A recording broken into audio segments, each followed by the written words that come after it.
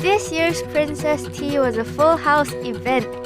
We had over 170 mothers and daughters in attendance, many of them dressed as their own favorite princess. There were a lot of setup, preparation, and planning required, but it all paid off.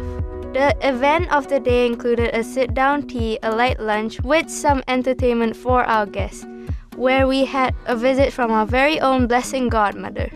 There was also a reading of a children's story by one of our young princesses, which spoke to our mothers and daughters about how we all are princesses of the Most High King, who cares for each of his children.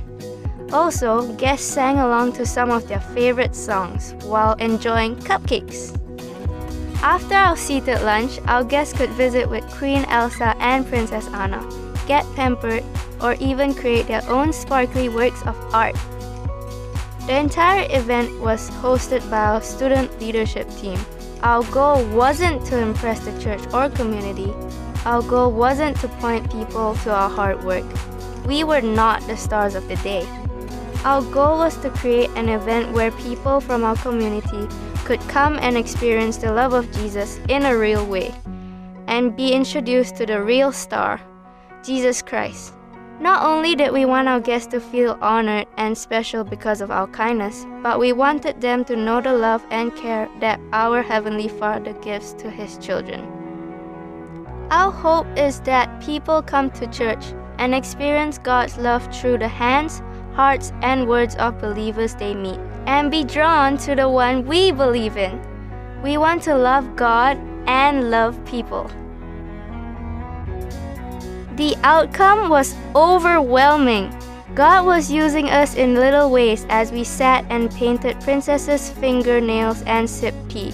God was loving His children through the tender interactions with young ladies and moms.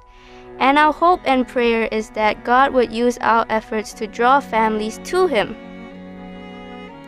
Here are a few responses we received from our guests.